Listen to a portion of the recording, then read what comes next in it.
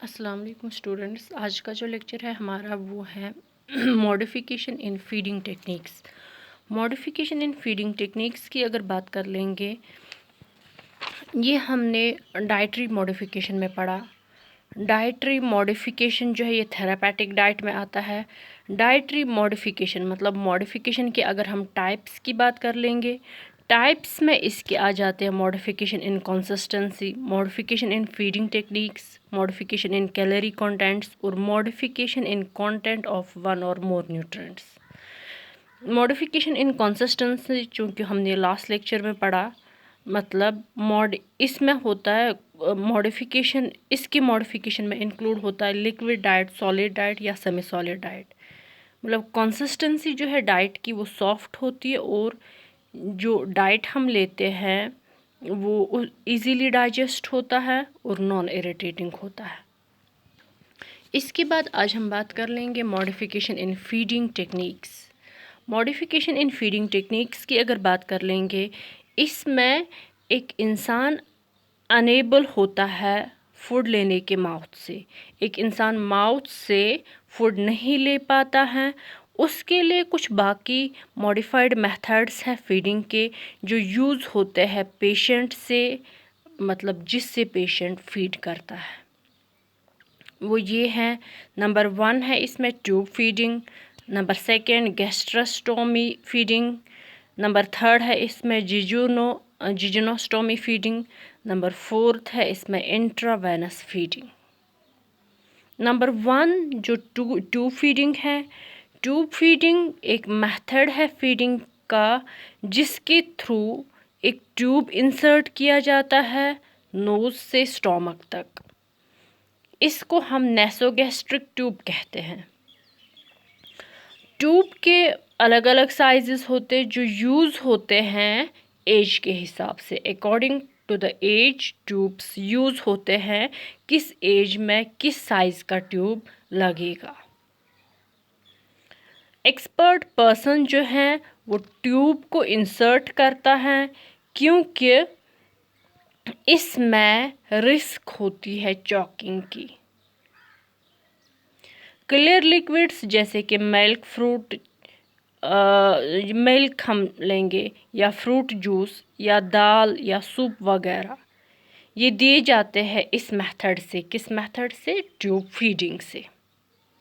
ये मेथड जो है ये यूज़ होता है जब पेशेंट्स अनएबल होते हैं फीड करने के माउथ से, जैसे कि एग्जाम्पल माउथ सर्जरी किसी की हो जाती है या किसी में अल्टर्ड कॉन्शियस लेवल पाया जाता है।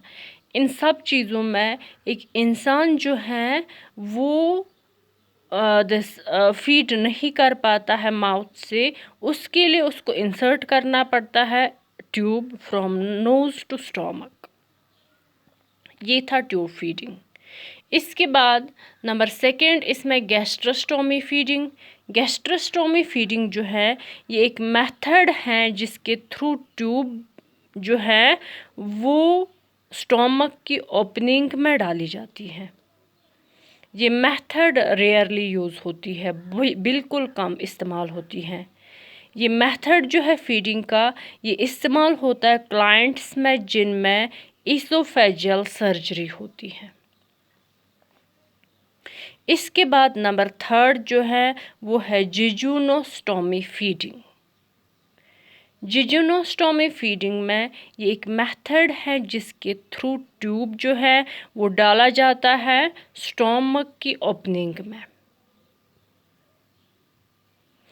इसके बाद यहाँ पर एक स्पेशल टाइप डाइट का पाया जाता है जो दिया जाता है इस मेथड से स्मॉल या फ्रीक्वेंट अमाउंट में। इसके बाद नंबर नेक्स्ट जो है यानी कि 4th वन है वो है इंट्रावेनस फीडिंग या इसको हम पेरेंटल फीडिंग भी कहते हैं।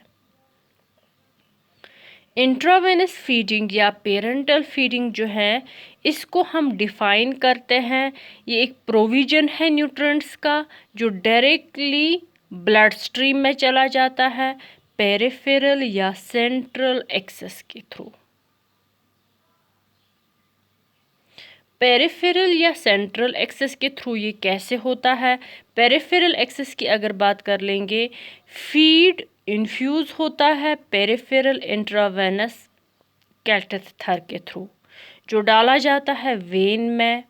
ये प्रोवाइड करता है सपोर्ट माइल्डली मालनरिश्ड के लिए, और यूज़ होता है ये as a supplement enteral feeding के लिए, मतलब एंटीरियल फीडिंग के साथ। ये था पेरिफेरल एक्सेस। इसके बाद सेंट्रल एक्सेस की अगर बात कर लेंगे, सेंट्रल एक्सेस में कैथेटर जो है वो इंसर्ट होता है सबक्लेविन वेन में और कंटिन्यूअसली चलता है जब तक कैथेटर टिप जो है वो पहुंच जाती है सुपीरियर वेना कैवा तक। ट्यूब इंसर्ट करने के बाद जब ट्यूब सक्सेसफुली इंसर्ट होता है राइट प्लेस में, तब जाकर ये पहुंच जाता है सुपीरियर वेना कैवा और टोटल पेरेंटल न्यूट्रिशन यानी कि TPN जो है वो स्टार्ट हो जाता है। तो अब मॉडिफिकेशन इन फीडिंग टेक्निक्स जो है ये दूसरा टाइप है मॉडिफिकेशन का, जो आ जाता है टाइप्स ऑफ मॉडिफिकेशन में, जिसमें हमने पढ़ा कि इसमें मतलब पेशेंट जो है वो फूड नहीं लेता है माउथ से, इसमें हम कुछ मॉडिफाइड मेथड्स यूज़ करते हैं फीडिंग के और उनको इस्तेमाल करते हैं जिससे पेशेंट जो है वो फीड करता है, जिनमें हमने पढ़ा tube feeding, gastrostomy, jejunostomy feeding, intravenous feeding. तो ये सारी चारों जो हमने पढ़े, इनमें फीडिंग जो होती है वो माउथ से नहीं होती है, बल्कि इसमें फीडिंग जो है वो ट्यूब से होती है, जो स्टोमक तक फूड जो है उसको ले जाता है। इसके बाद हम बात कर लेंगे नेक्स्ट, यानी कि थर्ड वन जो टाइप्स ऑफ मॉडिफिकेशन में आता है वो है modification in calorie content. Modification in calorie content जो है, इसमें क्या क्या पाया जाता है? इसमें एक तो हाई कैलोरी इंक्लूड होता है और लो कैलोरी डाइट हम लेते हैं, मतलब या तो इसमें हाई कैलोरी डाइट पेशेंट को देते हैं या तो लो कैलोरी डाइट पेशेंट को देते हैं।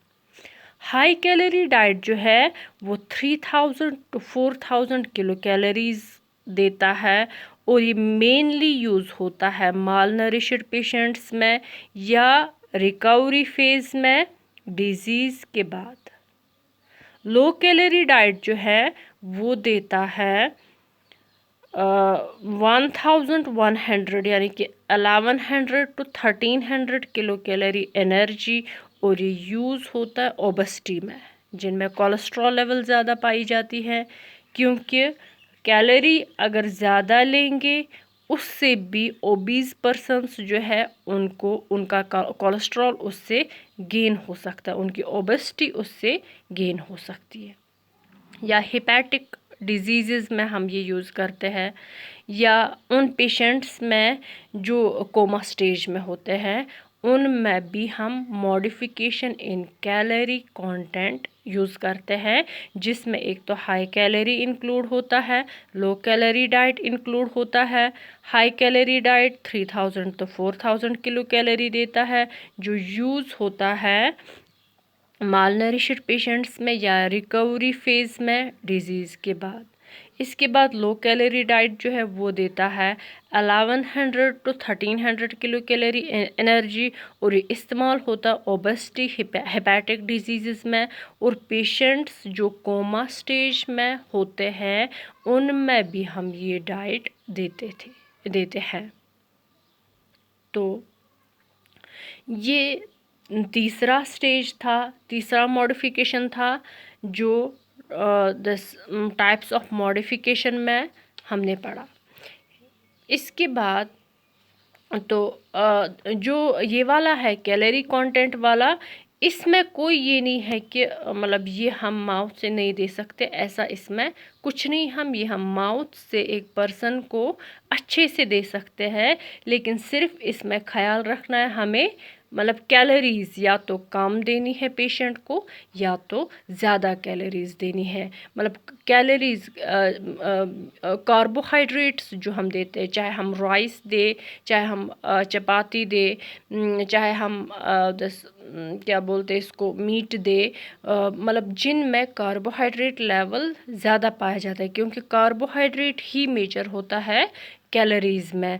तो जिनमें कार्बोहाइड्रेट ज़्यादा पाया जाता है उसी का इसमें this modification in calorie content, जिस पेशेंट को कैलोरी कंटेंट में मॉडिफिकेशन लानी होगी तो वहाँ पर हमें कार्बोहाइड्रेट्स का ही ख्याल रखना है कि पेशेंट को कार्बोहाइड्रेट लेवल ज़्यादा देनी है कि कम देनी है, उस चीज़ का हमें इसमें ख्याल रखना है। Thank you.